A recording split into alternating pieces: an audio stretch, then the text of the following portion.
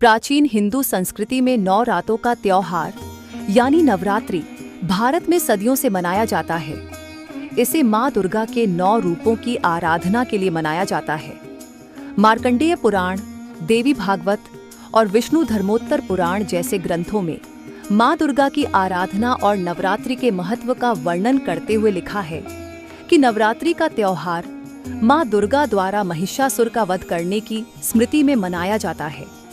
नवरात्रि के दौरान देवी के भक्त उपवास रखते हैं, पूजा अर्चना करते हैं। इन 9 दिनों में हम देवी दुर्गा की उपासना करके अपने जीवन में नई ऊर्जा और उत्साह भर सकते हैं। नवरात्रि में हर दिन एक विशेष देवी की पूजा की जाती है। पहले दिन माता शैलपुत्री की पूजा होती है। इस दिन से व्रत की शुरुआत भी होती है। दूसरे दिन ब्रह्मचारिणी माता की पूजा की जाती है। ये ज्ञान और तपस्या का प्रतीक है। तीसरे दिन चंद्रघंटा माता की पूजा होती है, जो साहस और शौर्य का प्रतीक मानी जाती है। चौथे दिन कूष्मांडा माता की पूजा होती है, जो सृष्टि की रचयिता मानी जाती है।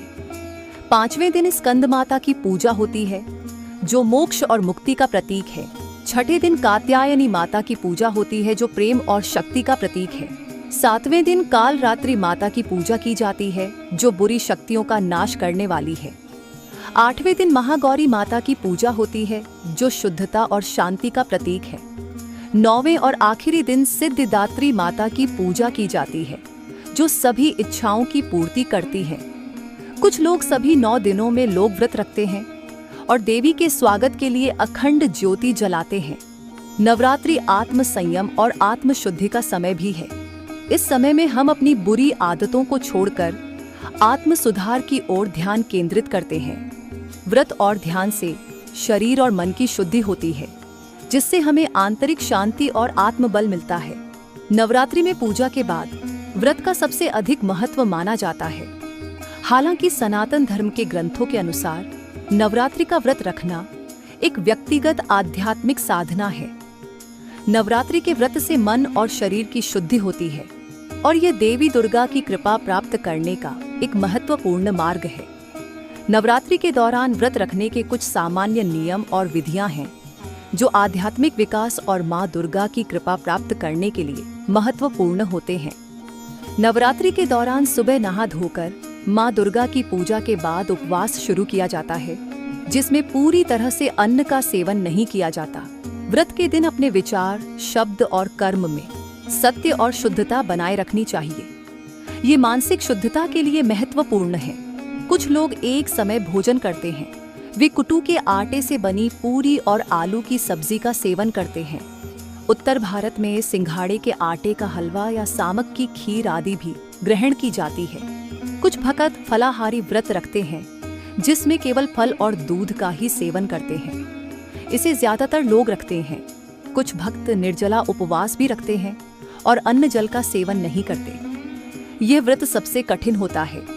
इसे विशेष साधना के लिए रखा जाता है। कुछ लोग केवल सप्तमी व्रत यानी केवल एक दिन के लिए उपवास रखते हैं, जो कि नवरात्रि के सप्तमी तिथि को होता है।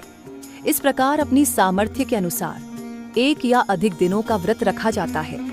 नवरात्रि में मांस, अंडा, शराब और प्याज, लहसुन जैसे तामसिक आहार का सेवन निषेध माना जाता है। कुछ विशेष परिस्थिति जैसे गर्भावस्था, बीमारी, वृद्धावस्था और भारी शारीरिक श्रम करने वालों को व्रत नहीं करने की सलाह दी जाती है। नवरात्रि का त्योहार पश्चिम बंगाल और महाराष्ट्र में बड़े पैमाने पर दुर्गा पूजा के रूप में मनाया जाता है। वहीं उत्तर भारत में घर के मंदिर में कलश की स्थापना कर और जौ की बिजाई कर पूजा करते हैं। सुबह शाम माँ दुर्गा की पूजा अर्चना की जाती है और 9 दिनों तक आराधना के बाद 9 कन्याओं का पूजन कर उन्हें भोजन दक्षिणा आदि के साथ समाप्ति की जाती है। पंचांग के अनुसार इस बार 11 अक्टूबर को अष्टमी और नवमी तिथि दोनों पड़ रही है। ऐसे में नवमी तिथि की पूजा का मुहूर्त 12 अक्टूबर को दशहरा के दिन सुबह का निकल रहा है। इस लिहाज से देखा जाए तो 9 दिन नहीं, 2024 की शारदीय नवरात्रि कुल 10 दिन की होगी। जब भी जीवन में कठिनाइयां आएं, हमें अपने अंदर की शक्ति बढ़ाने के लिए सच्चे मन से देवी दुर्गा की शरण में जाना चाहिए। अगर आपको हमारा यह वीडियो पसंद आया हो तो इसे लाइक करें और अपने मित्रों, रिश्तेदारों को शेयर करें। सनातन धर्म के प्रचार के लिए वैदिक धारा चैनल को सब्सक्राइब करें ताकि ऐसे धार्मिक और आध्यात्मिक विषयों के वीडियो आप तक पहुंचते रहें। जय माता दी।